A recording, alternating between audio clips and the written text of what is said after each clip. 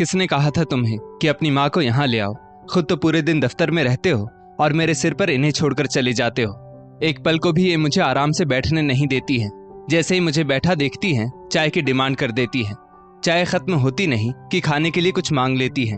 अरे इस उम्र में भी तुम्हारी माँ पूरा दिन मुंह चलाती रहती है। जितनी जल्दी हो सके इन्हें भैया के घर छोड़ाओ, वरना मैं अपने मायके चली जाऊंगी। ज्योति अपने पति विवेक से कहती है। विवेक बोला, तुम समझती क्यों नहीं ज्योति? माँ ज्यादातर तो भैया के पास ही रहती है। कहीं ऐसा ना हो कि भैया किसी दिन ये कह दे कि माँ की जिम्मेदारी सिर्फ उनकी नहीं है। और एक बात बताओ, जब माँ भाभी के पास रहती है तब भाभी तो कभी शिकायत नहीं करती। माँ तो यहाँ आना भी नहीं चाहती थी। वो तो मैं जबरदस्ती उन्हें यहाँ ले आया कि लोगों को ये ना लगे कि सारी जिम्मेदारी अकेले भैया ही उठा रहे हैं। ज्योति बोली, जो भी है, मैं इनके साथ एक छत के नीचे नहीं रह सकती। पूरे दिन ये मुझे परेशान करती हैं। विवेक बोला, अब माँ खाली बैठी रहेंगी तो कुछ ना कुछ तुमसे कहेंगी ही। माँ के साथ कैसे समय बिताना है ये तुम जानो, मुझे और भी काम है। इतना कहकर विवेक ऑफिस के लिए निकल गया। ज्योति ने विवेक के ऑफिस जाते ही अपनी माँ कल्याणी जी को फोन किया और उन्हें अपनी सारी परेशानी बताई। वो बोली, दामाद जी ने तो तुम्हें अच्छा उपाय बताया है, फिर तुम उस पर क्यों नहीं अमल करती हो? ज्योति आश्चर्य से बोली, उपाय? कौन सा उपाय? कल्याणी जी हंसते हुए बोली, सुना नहीं तुमने? दामाद जी ने तुमसे कहा कि उनकी माँ खाली बैठी रहती है, तभी तुम्हें परेशान करती है। तो तुम अपनी सास को किसी न किसी काम में उलझाए रखो। जब तक सास यहाँ है उससे अपने घर के काम करवाओ और अपनी काम वाली से अपनी सेवा करवाओ। बस इतनी सी तो बात है। ज्योति हंसने लगी और बोली, हाय माँ, मैं उनकी बातों को नहीं समझी, पर आप कितनी जल्दी समझ गई। अब आज से ही मैं अपनी सास की ट्रेनिंग शुरू करती हूँ। दिन रात बैठकर मुझसे काम करवाती थी। अब बताती हूँ मैं इस बुढ़िया को कि काम किसे कहते हैं। थोड़ी देर बाद ज्योति की सास कमला जी ने आवाज लगाई, बहू, ओ बहू, चाय बन गई हो तो पिला दो। ज्योति जाकर बोली, मम्मी जी, अब चाय कैसे बनाऊं? सारे बर्तन गंदे पड़े हैं। आप ऐसा क्यों नहीं करती? मेरी थोड़ी सी मदद कर दीजिए तो मैं आपको गर्मा गर्म चाय पिला दूं। कमला जी बोली, बहू, मैं तुम्हारी क्या मदद कर सकती हूँ? ज्योति बोली, आप फटाफट बर्तन धो दीजिए, तब तक मैं दूसरे काम निपटा लेती हूँ। आज काम वाली रमा भी देर से आएगी तो हमें मिलजुल कर सब काम करना पड़ेगा। कमला जी का मन तो नहीं था, क्योंकि बिना चाय के वो तो बिस्तर से भी उतरना नहीं चाहती थी, पर आज उन्हें उतरना पड़ा। जैसे ही उन्होंने बर्तन धोए, ज्योति बोली, मम्मी जी, मैं चाय बनाती हूँ, तब तक आप मशीन से कपड़े निकालकर बाहर सुखा दीजिए। ज्योति ने बड़ी चालाकी से कमला जी से एक एक करके सारे काम करवाए। देखते ही देखते 11 बज गए। कमला जी को अब बहुत जोरों की भूख लग गई थी कि तभी ज्योति चाय लेकर आई और बोली, लीजिए मम्मी जी चाय। कमला जी बोली, बहू, अब चाय रहने दो, मुझे कुछ खाने के लिए दे दो। देखो 11 बज गए हैं। सुबह 8 बजे से मैं कुछ न कुछ काम कर रही हूँ। मेरी आदत नहीं है इतने काम करने की। बड़ी बहू तो मुझे हिलने भी नहीं देती थी। ज्योति रसोई में जाकर रात की रोटी सब्जी लेकर आई और बोली, मम्मी जी, अब नाश्ता बनाने में तो टाइम लगेगा। आप ऐसा कीजिए, ये रात की 2 रोटी और सब्जी बची है, इसे ही खा लीजिए। इतना कहकर वो अपने कमरे में आराम करने चली गई। अब तो ये रोज की बात हो गई थी। ज्योति घर के सारे काम कमला जी से करवाती थी और जब रमा आती थी तो अपने निजी काम उससे करवाती थी। एक रोज रमा ज्योति के सिर में तेल लगा रही थी, तभी कमला जी उसके कमरे में आई और बोली, रमा, तुझे तो घर के कामों के लिए रखा गया है और तू यहाँ बहू का सिर दबा रही है। तेरा काम सुबह से शाम तक मैं करती हूँ और तू बैठकर बस तनख्वाह लेती है। आने दे मेरे बेटे को, मैं उसे सारी बात बताऊंगी। रमा ज्योति से बोली, देखो भाभी, मुझे ये सब सुनने की आदत नहीं है। आपको घर के काम मुझसे करवाने हैं या अपने काम करवाने हैं, ये तय कर लो। अगर दोनों काम करूंगी तो पैसे ज्यादा लूंगी, वरना मुझे काम की कोई कमी नहीं है। इतना कहते हुए रमा वहां से निकल गई।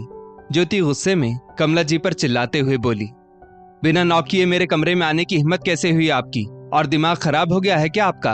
आपने रमा से ये सब क्यों कहा? अगर वो काम छोड़ देगी तो घर के काम करने के लिए क्या आपकी लाडली बहू आएगी? और यहाँ रहकर बस रोटी तोड़ने से अच्छा है हाथ पैर हिलाया कीजिए। बड़ी भाभी ने आपको बिगाड़ कर रख दिया है, पर मेरे घर में ये सब नहीं चलेगा। अब जाइए, मेरे लिए चाय बनाकर लाइए।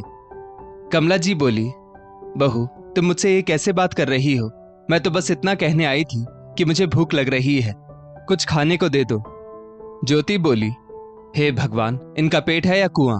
दिन भर खाती रहती है, फिर भी नहीं भरता है। जाइए, फ्रिज में ब्रेड होगा, वो लेकर खा लीजिए, लेकिन उससे पहले मेरे लिए चाय बना दीजिए। आपकी बातों से मेरा सिर दर्द होने लगा है। कमला जी चाय बनाने के लिए चली गई। उन्होंने चाय बनाकर पहले बहू को दी और फिर रसोई में जाकर ब्रेड और चाय से अपनी भूख मिटाने लगी। तभी ज्योति के पास उसकी माँ कल्याणी जी का फोन आया। ज्योति बोली, माँ, मेरी सास तो भुक्कड़ है, दिन रात बस खाती ही रहती है। वो बोली, अब क्या करोगी बेटा, गांव की औरतें ऐसी ही होती हैं। 2 रोटी में उनका पेट कहाँ भरता है। जब तक उन्हें भात दाल चोखा या दलिया ना खाने को दो, उनका पेट नहीं भरता है। दोनों माँ बेटी की बातें सुनकर कमला जी की आंखें भर आई। उनका बेटा भी तो अपनी माँ पर ध्यान नहीं देता था। आते जाते सामने माँ दिख जाए तो भी हालचाल तक नहीं पूछता था। एक शाम कमला जी विवेक से बोली, बेटा विवेक, मुझे अपने भैया के पास पहुंचा दो, मुझे उसकी बहुत याद आ रही है।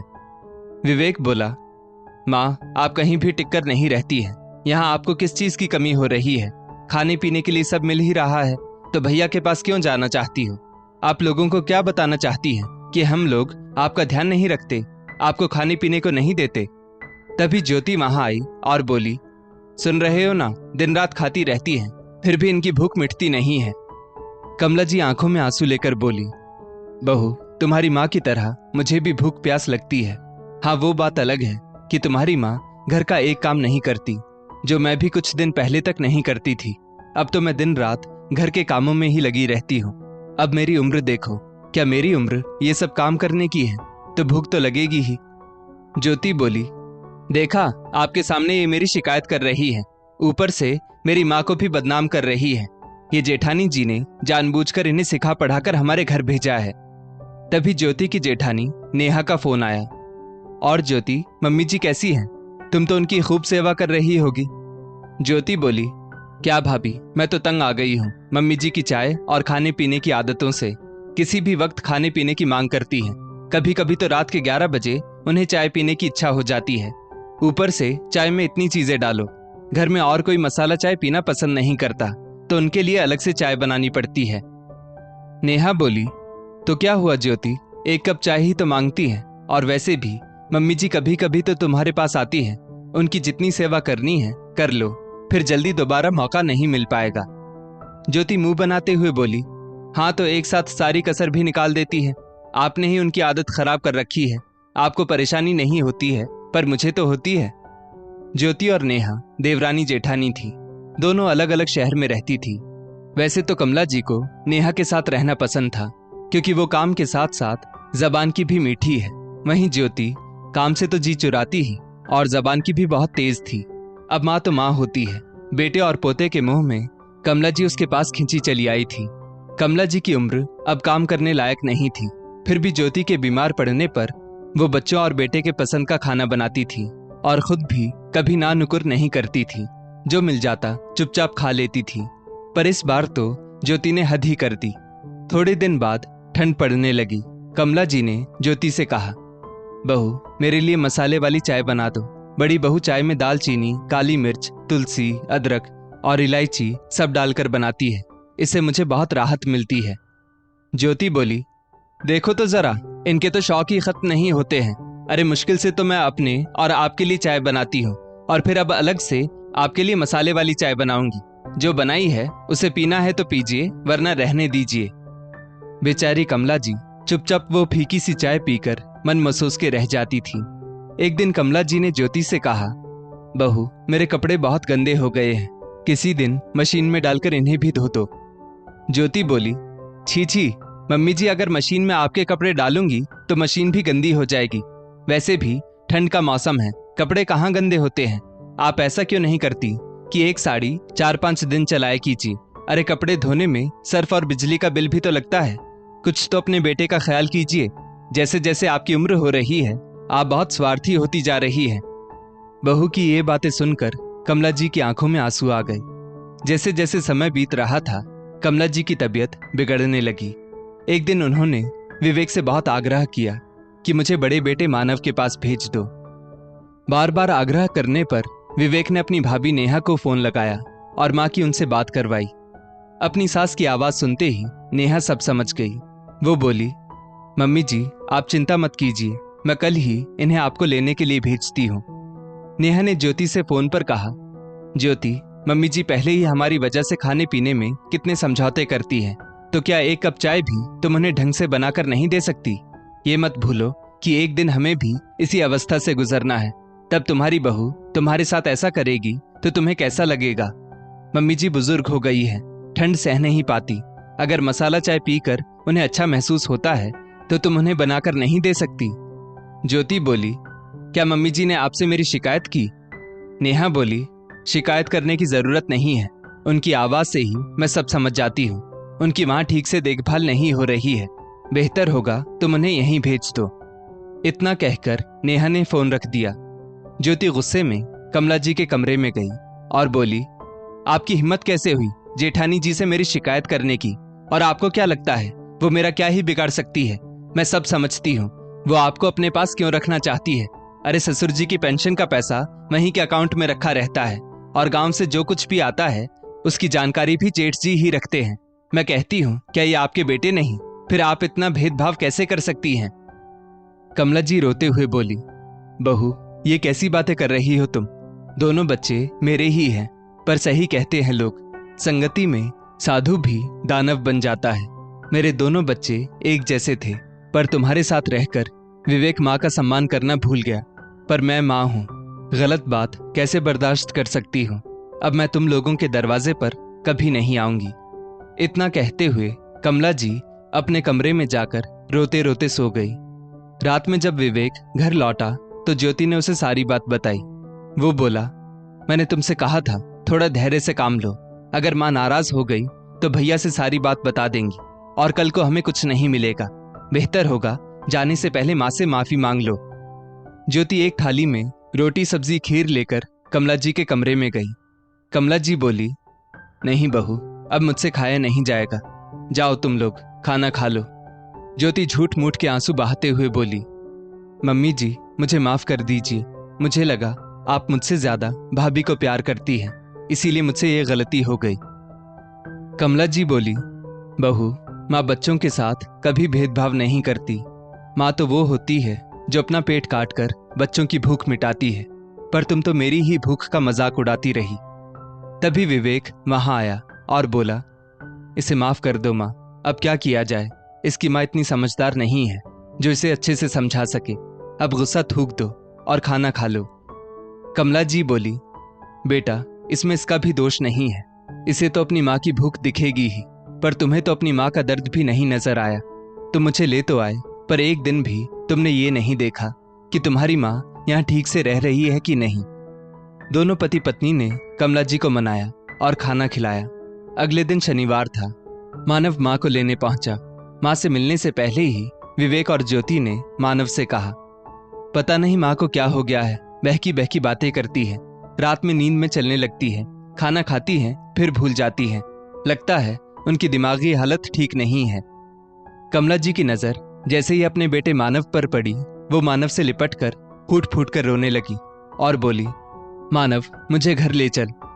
माँ के चेहरे को अपने हाथों में भरकर मानव बोला, माँ मैं आपको लेने ही आया हूँ, नेहा आपकी राह देख रही है, चलिए चलते हैं। कमला जी झट से अपने कपड़े झोले में रखने लगी। मानव विवेक से बोला, मैं ज्योति को कुछ नहीं कह सकता क्योंकि वो पराई है, पर हमारी तो माँ है, इनका दर्द हम नहीं समझेंगे तो कौन समझेगा। याद रखो, आज नहीं तो कल हमें भी इसी अवस्था में आना है, और हमारे बच्चे अगर हमारे साथ ऐसा व्यवहार करेंगे तो हमें कैसा महसूस होगा। जब माँ हमारी भूख समझ सकती है तो क्या हम अपनी भूखी माँ की भूख नहीं मिटा सकते? उम्मीद करता हूँ समय रहते तुम समझ जाओगे। इतना कहकर मानव कमला जी को लेकर वापस चला गया। वहां पहुंचने के बाद कमला जी ने रो रो कर एक एक बात उन लोगों को बताई। आज नेहा के सब्र का बांध टूट पड़ा था। उसने ज्योति को फोन लगाया और खूब खरी खोटी सुनाई कि तुम्हारी हिम्मत कैसे हुई मम्मी जी के साथ ऐसा व्यवहार करने की। अरे सास की सेवा नहीं करती हो और उनसे घर का काम करवाती हो, शर्म नहीं आती? क्या अपनी माँ से तुम नौकरों वाले काम करवाओगी? तुमने जो किया है उसके बाद तुम्हारे साथ रिश्ता रखना है या नहीं, ये तो समय ही बताएगा। इतना कहकर नेहा ने फोन रख दिया। विवेक और ज्योति समझ गए कि उनकी पोल खुल चुकी है। दोनों आनन फानन में कमला जी से माफी मांगने पहुंचे। कमला जी बोली, मानव और नेहा, अगर तुम लोगों को इनके साथ रिश्ता रखना है तो रखो, पर मैं इन दोनों का मुंह नहीं देखना चाहती। अरे इन लोगों ने तो मेरे साथ ऐसा व्यवहार किया जो लोग अपने दुश्मनों के साथ भी नहीं करते। याद है न ज्योति बहू, तुम मुझे एक कप चाय तक के लिए तरसाती थी। क्या मेरे बेटे के घर में मेरी यही इज्जत थी? अगर हाँ, तो मैं ऐसे बेटे के साथ कोई रिश्ता नहीं रखना चाहती हूँ। ज्योति बोली, ठीक है माँ जी, आपको अगर यही सही लगता है तो ससुर जी की संपत्ति से हमारा हिस्सा हमें दे दीजिए। ज्योति के मन की बात उसकी जबान पर आ गई। नेहा आश्चर्य से उसकी ओर देखने लगी। वो कुछ कहती उससे पहले ही कमला जी उसे एक थप्पड़ लगाते हुए बोली, बेशर्म औरत, सेवा तुमसे की नहीं जाती और मेवा चाहिए। अपनी माँ को भरपेट खाना खिलाती होगी और मुझे भूखी प्यासी रखती थी। ये सब शिक्षा तुम्हारी माँ ने दी है ना। अब अगर तुम्हें संपत्ति चाहिए तो जाओ अपनी माँ से मांगो। देखती हूँ तुम्हारे भाई भाभी तुम्हारे मायके की संपत्ति तुम्हें देते हैं कि नहीं, पर इस दरवाजे से तुम्हें कुछ नहीं मिलेगा।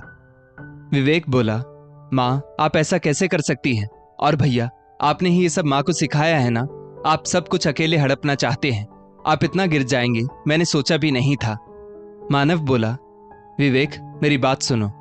मानव अभी विवेक को समझा ही रहा था कि कमला जी ने एक जोर का थप्पड़ विवेक को लगाया और बोली, नालायक, अपनी पत्नी के साथ रहते रहते तू भी उसके जैसा ही हो गया है। तू अपने राम जैसे भाई पर लांछन लगा रहा है। अरे इसने तो आज तक कभी संपत्ति की बात नहीं की, बस अपना फर्ज ही निभाता आया। पर तुम दोनों इतने लालची हो मैं सोच भी नहीं सकती। याद भी नहीं होगा तुम्हें कि मैंने तुम्हारे घर पर 2 महीने में कितनी बार खाना खाया और कितनी बार रोई हूँ। और आज तुम्हें संपत्ति चाहिए। निकल जाओ इस घर से और दोबारा पलटकर मत आना। कमला जी ने उनके मुंह पर दरवाजा बंद कर दिया। दोनों को खाली हाथ लौटना पड़ा। रास्ते में विवेक ने ज्योति से कहा, अपनी माँ से और सलाह लो। देखो तुम्हारी माँ ने ये क्या किया। अब बताओ तुम, हमारे हाथ क्या लगा? हम तो ना इधर के रहे ना उधर के, और समाज में थू थू अब अलग होगी। दोस्तों, इस स्टोरी को लेकर आपकी क्या राय है नीचे कमेंट करके जरूर बताइएगा। और ऐसी ही और भी बेहतरीन वीडियोस के लिए हमारा पेज जरूर फॉलो करें। धन्यवाद।